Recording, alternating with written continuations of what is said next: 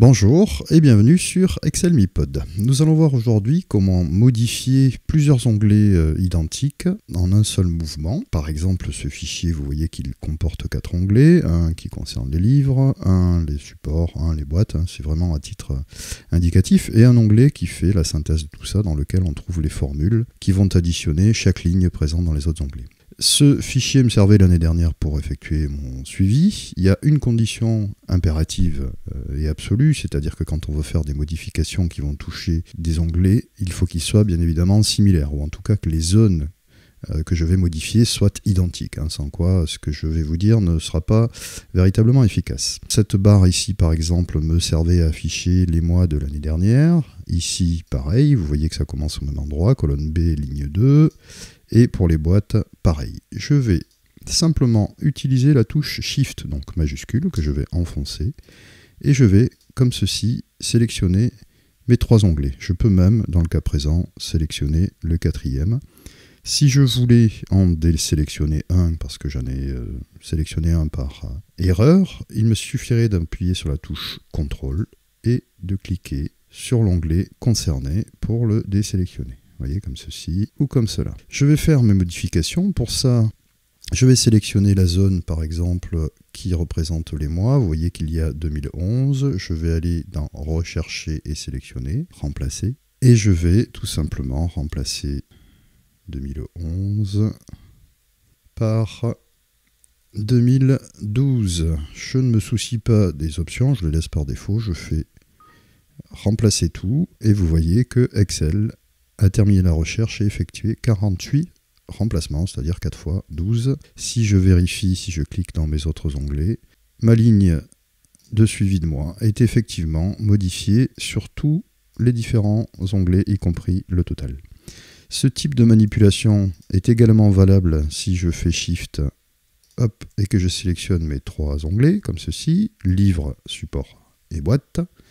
Je vais pouvoir également modifier par exemple les formules, insérer par exemple des lignes. Si je viens ici, que je fais un clic droit, insertion, vous voyez que une colonne a été insérée avec le formatage. Ce qui est intéressant, c'est avec la mise en page et les couleurs que j'avais utilisées pour chaque onglet. Ça, c'est plutôt intéressant. Et je vais pouvoir, de la même manière, vous avez vu que quand je clique sur l'un des onglets qui est sélectionné en commun avec les autres, ma sélection globale n'est pas modifiée. En revanche, si je clique sur un autre onglet, comme ceci, ma sélection commune est alors annulée. Alors je vais refaire ma sélection. Je vais vouloir par exemple ici entrer le total pour récapituler tout l'exercice. Voilà, donc vous voyez là, j'ai inséré une formule somme qui reprend mois par mois tous les montants. De la même manière, je vais retrouver dans chaque onglet, donc je peux bien effectivement entrer des formules, pour si peu, encore une fois je le répète, que la cellule en question soit identique dans chaque onglet.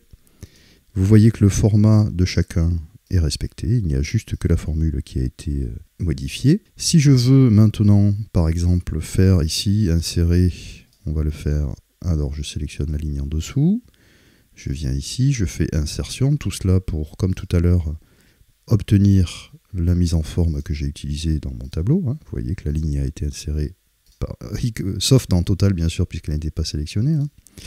Je reprends ma sélection. Je peux d'ailleurs le faire sur n'importe quel onglet de cette sélection, il n'y a pas de souci. Si je veux maintenant faire un pourcentage de chaque mois pour savoir ce que ça a amené dans le résultat de l'année, je vais entrer ma formule. Je vais sélectionner ici mon total. Alors la seule petite chose, c'est que si je veux pouvoir le recopier de la gauche vers la droite et qu'elle soit toujours valable ici, il faut que je sois en référence absolue, sans quoi ça ne marche pas. Alors je vais sélectionner donc cette cellule et uniquement celle-ci, et je vais utiliser la touche de fonction F4 uniquement sur cette partie-là de la formule. Ça va me permettre de pointer systématiquement vers cette cellule et uniquement cette cellule. Vous allez voir l'intérêt de ça. Alors je vais changer mon format de nombre. Je vais lui rajouter une décimale. Lorsque je vais recopier comme ceci vers la droite, lorsque je me positionne en bas de cette cellule et que je suis au-dessus de ce petit carré noir. Vous voyez que mon curseur change et devient un petit plus. Je vais étendre comme ceci ma formule vers la droite. Et mes résultats vont tenir compte à chaque fois de la ligne au-dessus, c'est-à-dire du total divisé par le global pour obtenir, si je fais une somme ici, je devrais logiquement obtenir 100%.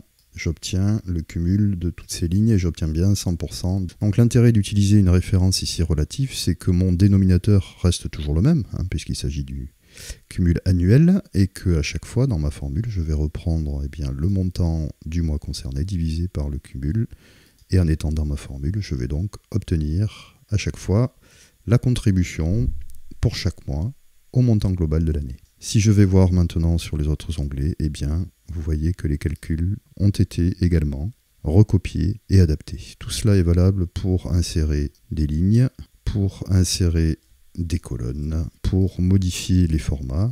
Par exemple, si je voulais uniformiser la mise en page ou la façon dont ma feuille est constituée, si je veux tout passer, parce que j'en ai ras-le-bol d'avoir des couleurs un petit peu flashy, je veux tout passer en vert, c'est ma période verte. Cette fois-ci, comme je me suis adressé au style des cellules, tous mes onglets ont été modifiés de la même façon. Si je ne veux passer que les titres en gras, tout pareil, vous voyez qu'on peut ainsi faire des choses. Si vous aviez par exemple 12 onglets pour un suivi mensuel, vous feriez exactement la même chose. Cela marche également en ce qui concerne la mise en page. Alors il y a une petite restriction sur certaines fonctionnalités, comme par exemple si je voulais figer les volets. Vous voyez ici, pour ne garder que mes en-têtes toujours présentes, je vais aller dans affichage et je vais faire figer les volets. Donc ça permet par exemple de, lorsque vous faites défiler les données, de toujours conserver l'en-tête, et pour savoir exactement à quoi que ça correspond, cette chose-là ne marche malheureusement pas. Vous voyez qu'ici je ne suis pas du tout figé. Si je déplace mes cellules, je vais perdre l'en-tête, et également ici. Il y a quelques petites fonctionnalités qui ne marchent pas sur ce principe-là. Pour tout le reste, je pense que cette manipulation vous fera gagner pas mal de temps et pas mal de confort. Je vous donne rendez-vous très prochainement sur Excel Mini Pod.